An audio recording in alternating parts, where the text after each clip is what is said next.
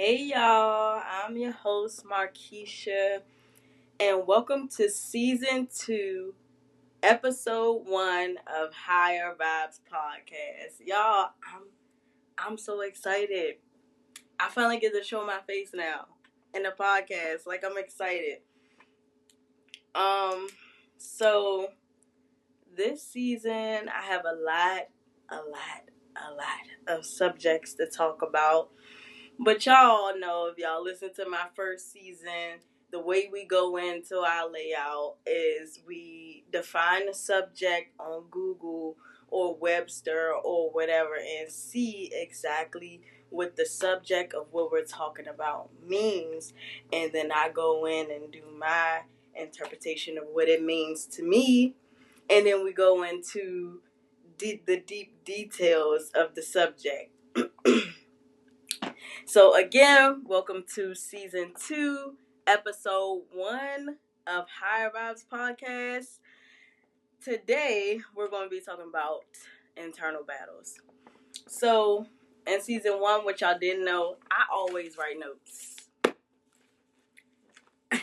I always write notes of what I'm going to talk about because I'm a very analytical person. I like to talk about when I like to talk about things, I always write down what I'm thinking. So when you see me, you're going to see a journal. I'm telling you, you're going to see a lot of them. I'm telling you, Five and Below is my favorite place to go for journals, pens. Like, I'm a journal girl. So yeah. But anyway, today's episode is internal battles. And so we're going to read the definition of what Google had for internal battles. And I had to kind of go in a couple of searches to actually find a couple of links down, because they were talking about internal conflict and all these other things. And I was like, look, same thing, but I need a discrete definition. Y'all know, I'm looking for a plain and simple definition. So Google defined internal battles as psychological struggle within the mind of a literary, literary, that's what it is, literary or dramatic character, the resolution of which creates the plot suspense. So my definition is basically like that too. Basically psychological things, like the psychological versions, inside the mind, the psychological mind, basically versions of you going against versions of you. And so I wrote a bit of notes here, quite a few notes, because when I was on this topic and it was on my TikTok page, I had a lot of details, and a lot of the subjects that I got that's on my TikTok page, I go in with deep in detail, because TikTok is more easier for me to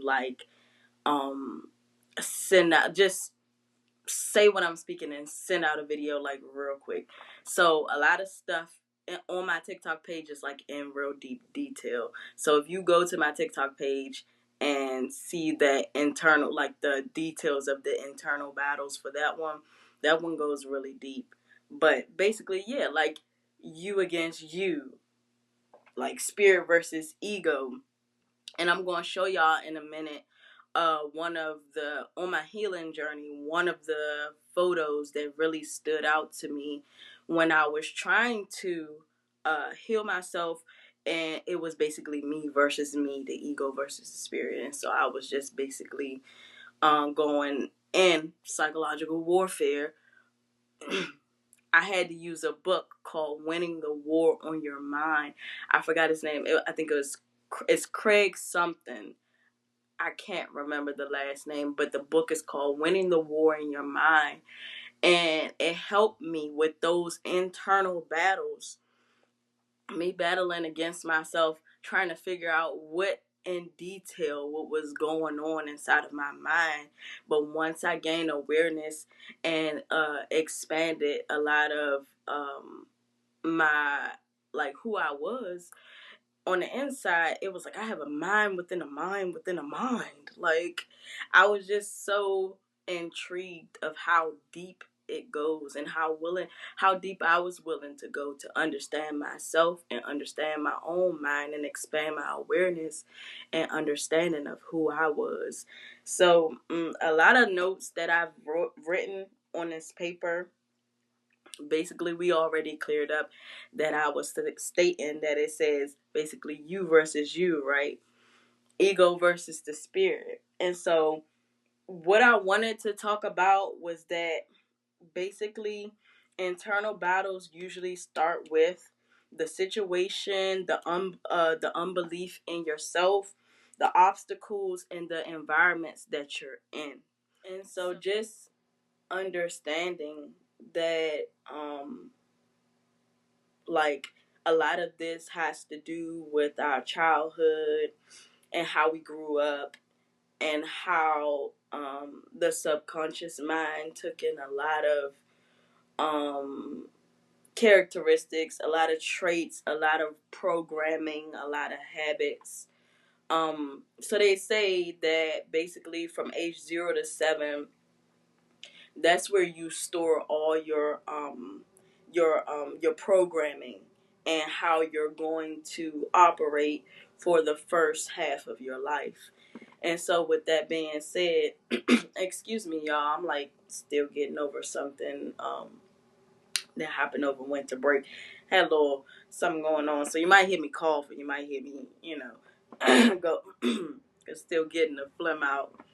But in going back into that, knowing that that part of your life has a big influence on the first half of your life, you will understand the behaviors that you had, the reason why you were at war with yourself, at war with other people, because you were programmed a different way to understand that the way that we operate in that first half of our life is because of the behaviors that we watched, because of all of the behaviors that we've gotten from TV, from your mom, from your dad, from your from your peoples, whoever like you grew up around, whether it was the environment, like you grew up in the hood or you grew up in a rich neighborhood, whatever you grew up in,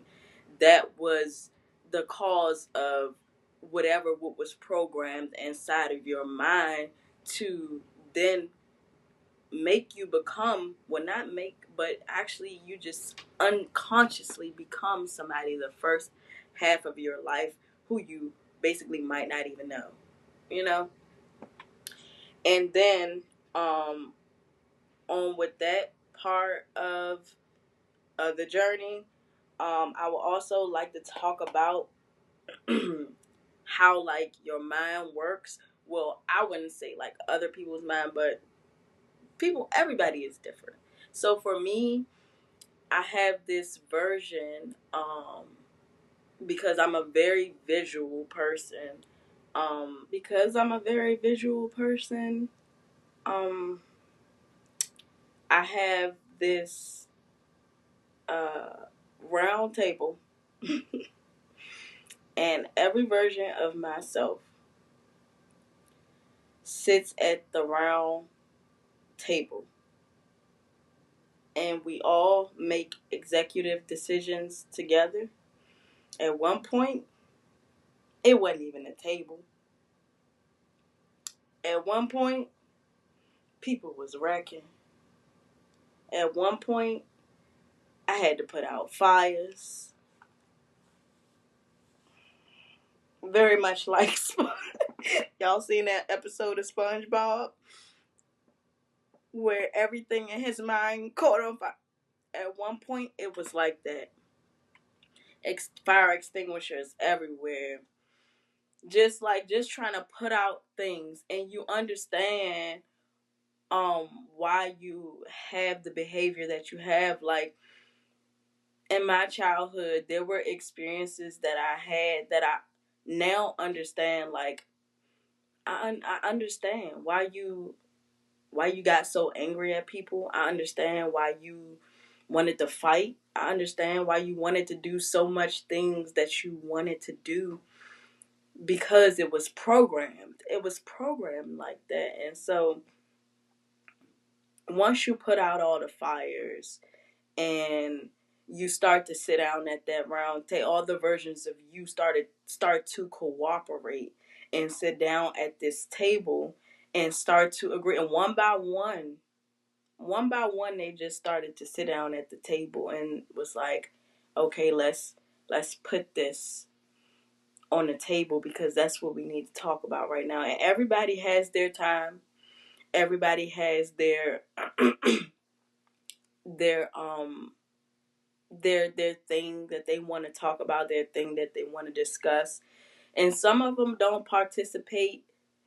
um Not saying that they don't participate now, but some of them didn't participate because of that part of my childhood that was hard, so hard that I forgot the memory. um, and then when it was time for me to heal, I actually, like to heal that part, I actually started to remember. I actually started to equip, myself and embrace myself, that version of myself to say it's okay. You didn't understand why this happened. And it was times where I couldn't even say. I just had to sit. I just had to sit with that version of me, all of the versions that was willing to cooperate, and we just had to sit and be like, I understand. Because every version of me, no matter what version it was, we're going to understand on a level that it was something that I wanted to happen and it didn't. And so now coming from that place where I also realize that in conversations, when we have conversations, our internal battles can also play out in there. Conversations happen so fast, but if you catch it when you're having a conversation, when things shift, you understand that what was it that made the conversation shift? And did I really listen to the person in its entirety and the clarity of what their intentions behind what they said actually meant? Like, did you really understand it to a point of where they was really trying to express what they were actually trying to say? Because a lot of the times we don't actually hear people because, not because of active listening, but because there's a filter when you have a conversation, and sometimes our filter, what they say, can get caught up in our filter of receiving because of maybe a previous situation happened that you experienced, or maybe it was something that triggered you that they said, and so you just shut whatever it was, the rest of it off, and so you couldn't really hear them, or whatever lens you were wearing, if you were already hurt from a situation and now you can't hear that person when you're having a conversation, especially like in marriages. Like, if you're trying to get past a certain point in your marriage, and listen, I don't really have a marriage license to be speaking like a counselor or anything, but I do understand from a certain standpoint because experiences of being in a relationship, but I've never been married. The conversations that went on, that people couldn't understand you on your level of understanding because their level of understanding is on a different level. And so when you're having a conversation, you're really trying to, sometimes ego gets in the way, so it will be like you really trying to understand this person, but because they're so hurt and it's a lot of things going on, emotions are taking place, and they haven't given their self time to feel or actually process whatever has happened long enough to actually understand on their level of understanding to where they can get the message to you for you to receive it. It can be a lot of things that take place, and especially when you're hurt, them internal battles come into place, because then I would give an example like for an internal battle, like if a person is hurt, so inside they would be like, why are you even talking to this person in the first place? Because they hurt you. And then the other person was like, I care about this person, I love this person, I want. And then those two people or those two versions inside of you are combating, because one doesn't want to talk to the person that hurt you, and the other wants to talk to the person that hurt you so they can resolve the issue. So a lot of the times, that is an example, a perfect example of what will happen, of why you clash, and having internal battles. So a lot of the times when I had internal battles, and when I'm having internal battles, is when what I do is I try to process the information as much as I can. Process the information as much as I can, give myself space, give myself time, allow myself to grow in it, to understand from different perspectives what actually happened um, in the situation, and stand in the other person's shoes to see which is the other perspective as well, because there's many perspectives that you can see from, to just get a whole full picture of the understanding and awareness of what actually could have happened or what actually could have went on.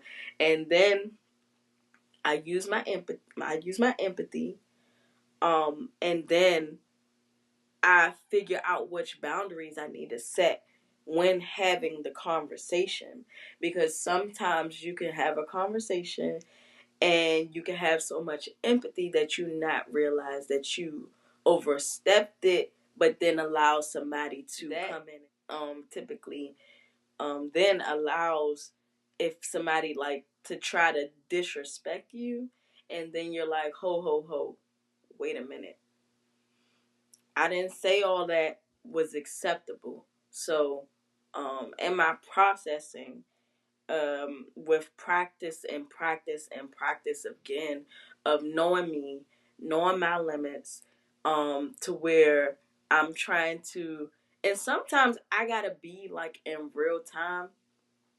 I would say some certain people don't like that I kind of take my time with a lot of things, like especially in a conversation, because I will literally be having a conversation with myself up here to see what's the most reasonable and applicable or applicable um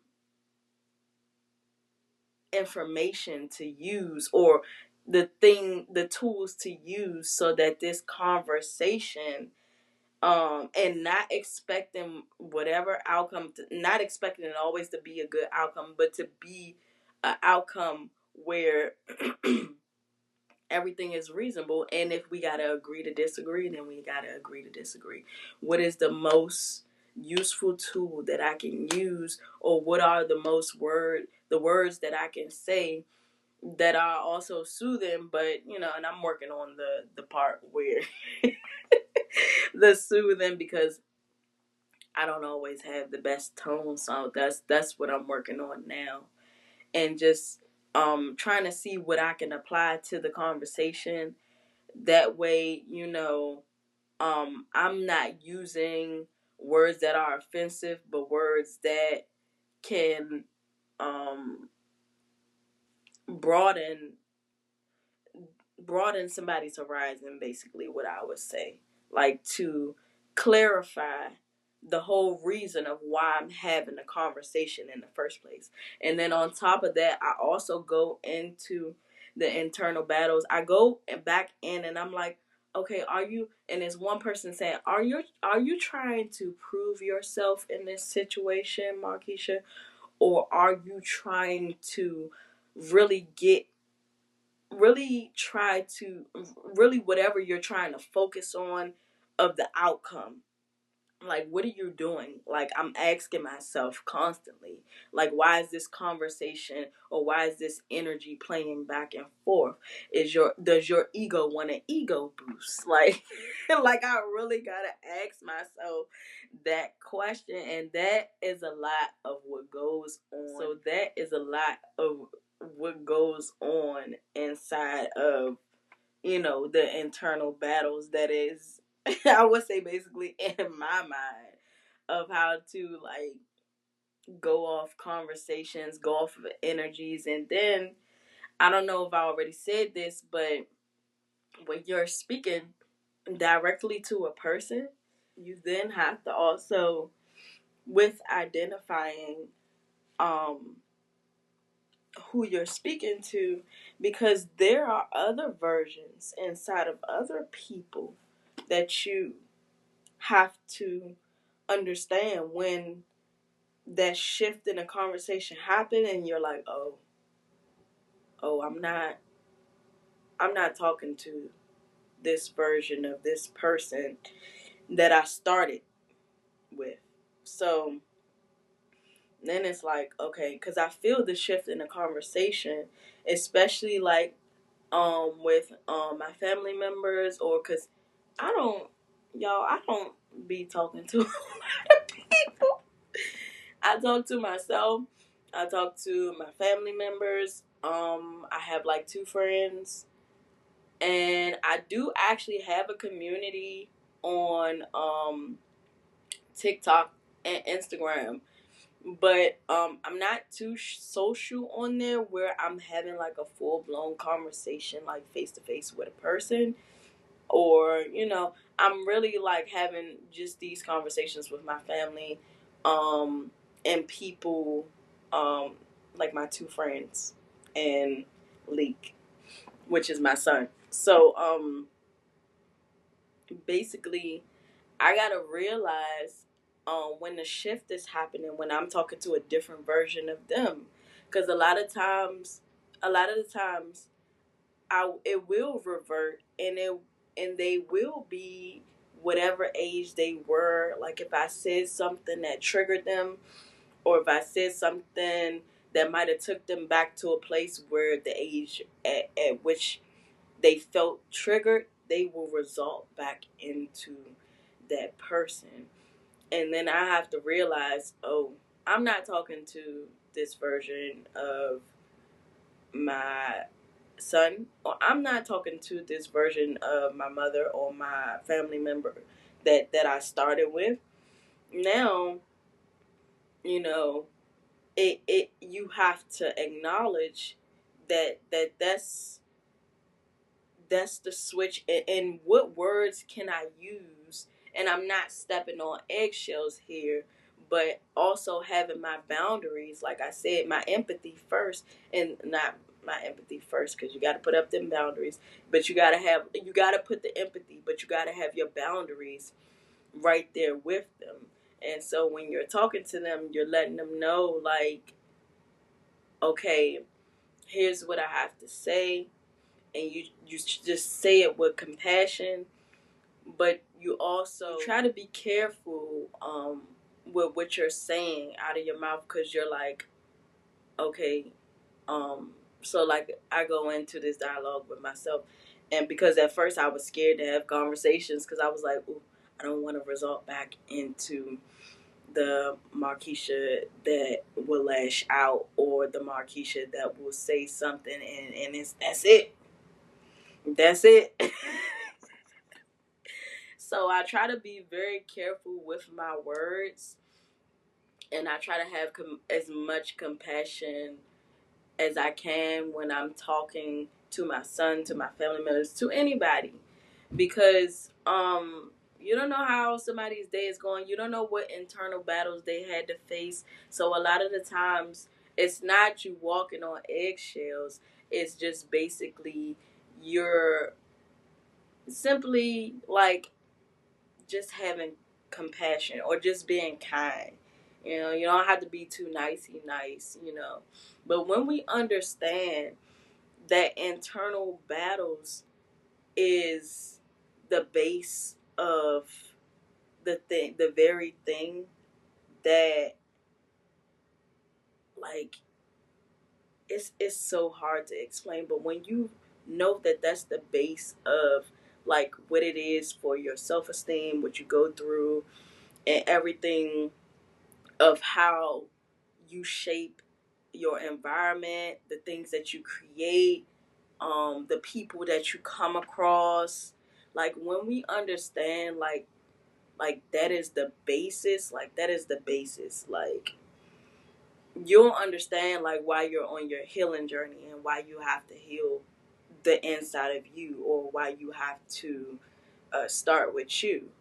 You know, why you have to love you.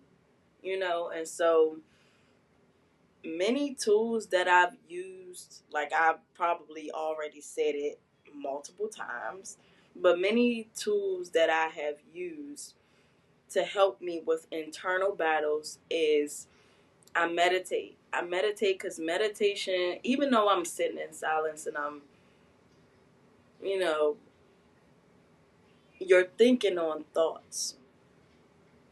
Because the first part of the meditation, you understand that you start hearing all of your thoughts, and you're like, oh, I didn't know that I thought like that. Because you start to pay attention to what you actually think. And you sit down for a while, even sitting in silence, like for, I would think for like a couple of times I did it for an hour. Now I kind of only do it for like 15 minutes, 20 minutes, and I don't do it as often as I should because I started meditating every single day. But it helped me capture a lot of my thoughts, along with that book, Winning a War on Your Mind, along with, you know, I had, when I first, started my, I would say, I wouldn't, I wouldn't say started my healing journey, but when I first was like, you know, in a religious state, just meditating on certain scriptures, now I understand. Now I understand why those meditating on certain scriptures, when I got deep into it, I started to understand how my mind just freed up.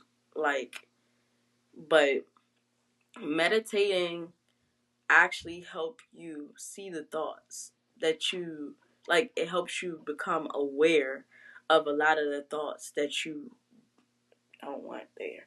But as you understand, you are the observer. As you expand awareness, you understand that you are aware that this thought is just there. You don't have to watch it. You don't have to become the thought. It's just there.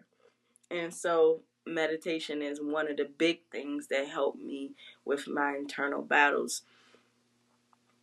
Also, another thing that helped me with my internal battles, of course, journaling.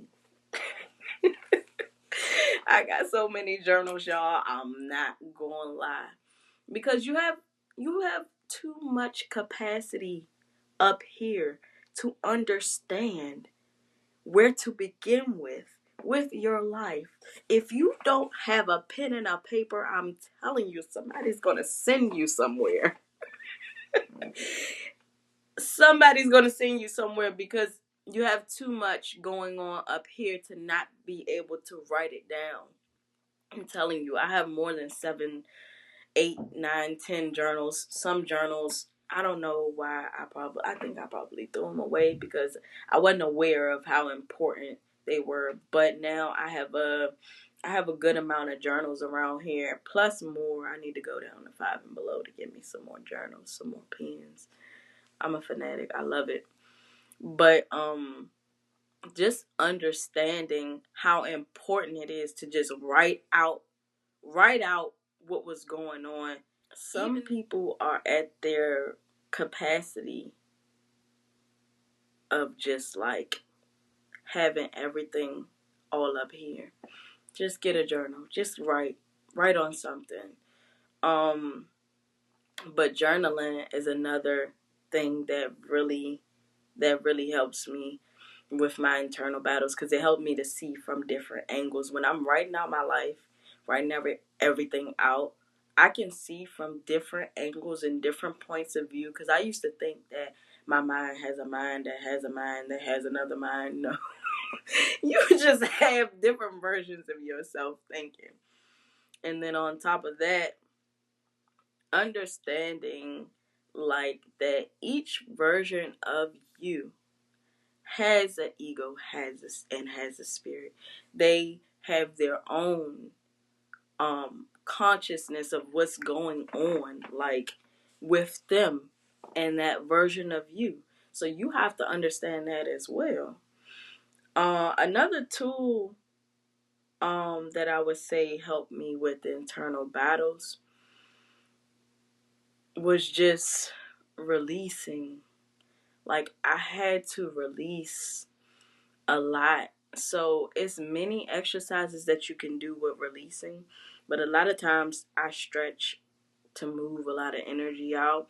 I do breath work, not the experienced people breath work, but just the the diaphragm breathing, and just understanding that what you release is energy.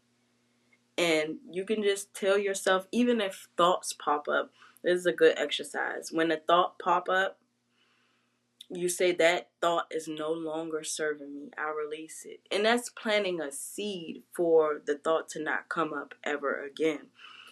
And then sometimes it's easier to think on more positive things, but you actually have to ask yourself, how does this thought make you feel? Like, how does it, like, because whatever thoughts come in, they might cause another internal battle. So if you don't deal with your thoughts, they will affect you in a space of your internal battles. But I think that's all the tools. Well, actually, that's not all the tools. I'm pretty sure it's way much more tools out here to deal with the internal battles. But that is the wrap and the end of season 2. Well, not season 2, but episode 1 of Internal Battles. If you want to reach me, I'm on TikTok, Muna's World, MOONASWORLD_.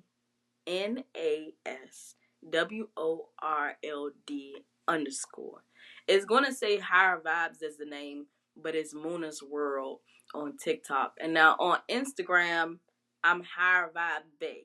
So it's HIGHERVIBE.